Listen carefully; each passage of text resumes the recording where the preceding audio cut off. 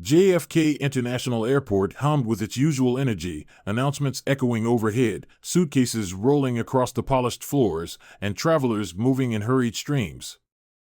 Among them was Captain Anthony Tony Harris, a tall, broad-shouldered black man in a crisp pilot's uniform. His polished shoes clicked against the tile as he made his way toward the crew entrance, exuding the quiet confidence of someone who had fought hard to earn his place in the skies. Before we continue, don't forget to subscribe to the channel and hit the like button. By the way, what city are you watching us from? Write it in the comments, we're curious. As Tony approached the security checkpoint, a young officer stepped into his path. Brad Carson, freshly recruited and eager to prove himself, was scanning the crowd when his gaze landed on Tony. His eyes narrowed, suspicion flashing across his face. "Hey, you," Brad called out, his tone sharp. He marched toward Tony, blocking his path. "I need to see some ID." Tony paused, his calm demeanor unshaken. "Good morning, officer. May I ask what this is about?" As the tension at the airport lingered, Tony's mind involuntarily drifted back to his childhood in a small southern town. Growing up, Tony Harris was just a skinny black kid with big dreams and an even bigger love for basketball. On the court, he felt invincible, like he could soar higher than anyone. But off the court, life constantly reminded him of the weight of his skin color. In 6th grade, Mrs. Whitman, his stern, middle-aged teacher, had once asked the class to write down their dream jobs. Tony proudly wrote, "NBA MVP" in bold, block letters. When she read his paper, she smirked and said, "Tony, maybe you should aim for something more realistic. Basketball isn't a career, especially for someone like you." Her words stung, but they weren't as cutting as the laughter that erupted from his classmates. That day, Tony learned that dreaming big came with a price he wasn't sure he could pay. Yet, basketball became his escape. By the time he was in high school, Tony was unstoppable. His natural talent and relentless work ethic earned him the respect of his teammates and even some grudging admiration from his peers. He silenced doubters by becoming the MVP of the state championship, his name chanted by fans who had once dismissed him. But as Tony's fame grew, so did the whispers behind his back. Coaches and recruiters lauded his skill, but he overheard comments like, "He's good for a black kid," or "Hope he's not one of those kids who blows it all." Despite the noise, Tony kept pushing, not just on the court but in the classroom too.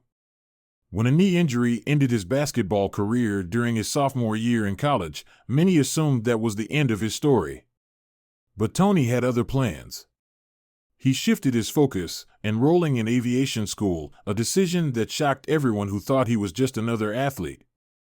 Flying became his new passion, and Tony quickly proved he wasn't just talented, he was exceptional. He graduated at the top of his class, earning his pilot's license and later landing a job with one of the country's top airlines. Now, as he stood in that airport, facing a racist officer's skepticism, Tony was reminded of every person who had underestimated him. But instead of anger, he felt resolve. He had spent his entire life proving people wrong, and today would be no different. Back in the present, the airport scene grew tenser by the second. Officer Mike Callahan, the rookie airport police officer, stood inches from Tony, his face twisted with disdain. "I'm not going to ask you again," Callahan barked, his voice cutting through the hum of the busy terminal. "Show me your ID. Or are you hiding something?" Tony crossed his arms, keeping his composure despite the growing crowd of curious onlookers. "I'm not hiding anything, officer," he replied calmly. "But I won't hand over my identification until you treat me with the respect any person deserves. Now, let's start over." Callahan scoffed, a bitter laugh escaping his lips. "Respect? That's rich. You can't just waltz in here, dressed like whatever this is, and expect me to believe you belong here. What are you, the janitor? A luggage handler? Don't make me laugh." Tony's jaw tightened, but his voice remained steady. "I'm a pilot. I'm here to do my job." The officer's mocking grin widened. "A pilot? Yeah, right.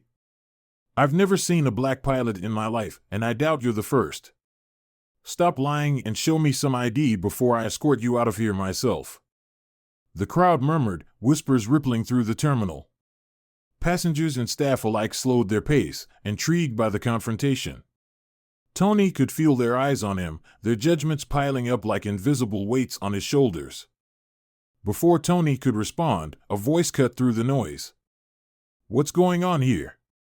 The speaker was Alex Monroe, the airport manager, a tall, composed figure in a crisp suit. Alex's presence commanded respect, and even Callahan straightened up slightly. "Sir," Callahan began, gesturing toward Tony, "this individual refused to show his ID. He's being uncooperative, and I have reason to believe that he's doing something wrong because he's black?" Tony interrupted sharply. His calm tone carried the weight of truth, and Alex raised an eyebrow, his sharp eyes flicking between the two men. Alex turned to Tony first. "Mr. Harris, correct? Good to see you. Your crew is already preparing for the flight." His tone was professional, respectful, and warm, like greeting an old friend. Callahan's face paled as he stammered, "Wait, he's—" "Yes, officer," Alex said, his voice cool. "This is Captain Tony Harris, one of our most experienced pilots. Now, explain to me why you were speaking to him in this manner, and why you assumed he didn't belong." Callahan froze, his mouth opening and closing as if searching for words. Finally, he blurted, I didn't mean anything by it. I was just being cautious. You know how things are these days." Alex's expression hardened. "What I know is that we treat all employees and passengers with respect, regardless of their skin color. Your behavior is unacceptable. Follow me to my office. We need to have a conversation about conduct." As Alex turned to Tony, his expression softened. "I apologize for this, Captain Harris. I assure you, this will be addressed immediately." Tony nodded, his dignity intact. "Thank you, Alex. I appreciate that." With the crowd dispersing and Callahan reluctantly following Alex toward the office, Tony adjusted his uniform and walked toward the crew lounge, ready to prepare for his flight. Behind him, the echoes of his resilience lingered, a quiet triumph over yet another unjust challenge. Inside the manager's office, Alex Monroe closed the door behind Officer Callahan, his face serious. "Sit down, Mike," he said firmly, pointing to a chair. Callahan slouched into the seat, his hands resting uneasily in his lap. Alex stood by his desk, watching the rookie nervously. "Do you realize how serious this is?" he asked, his voice low but steady. I didn't mean to make it a big deal," Callahan stammered. "I just thought, he didn't look like a pilot." Alex's eyes narrowed. "You thought he didn't look like a pilot?"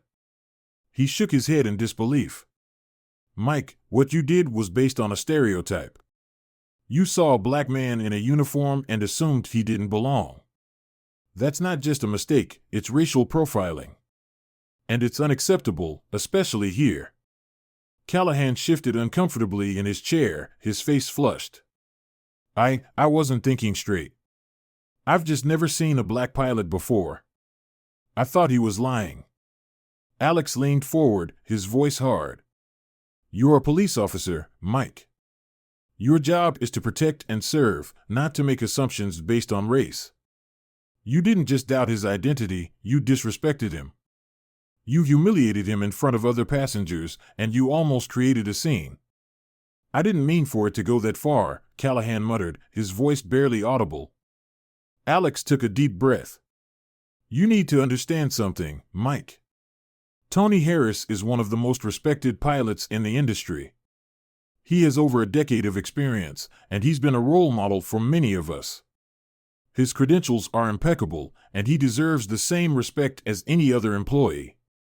I don't care if he's black, white, Asian, or anything else, he's a person first, and he deserves to be treated as such." Callahan's shoulders slumped, guilt creeping into his expression. I see that now. I'm sorry. I messed up." Alex softened slightly, but his tone remained stern. Sorry isn't enough, Mike. You need to learn from this. We don't tolerate discrimination here. You're going to undergo diversity and sensitivity training starting tomorrow. Consider this a wake-up call.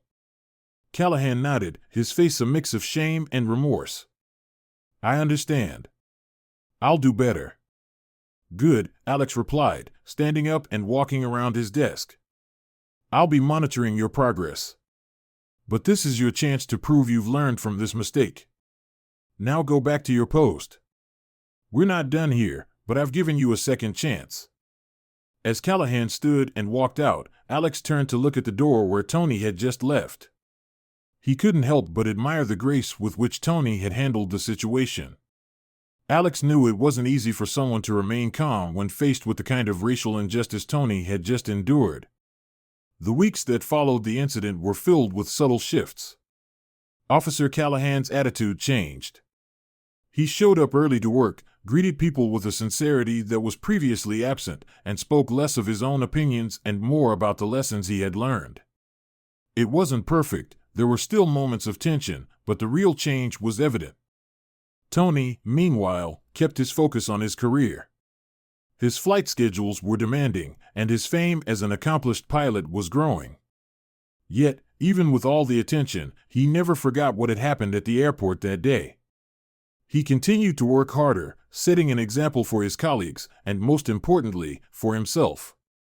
Don't forget to subscribe to our channel and like this video to show your support.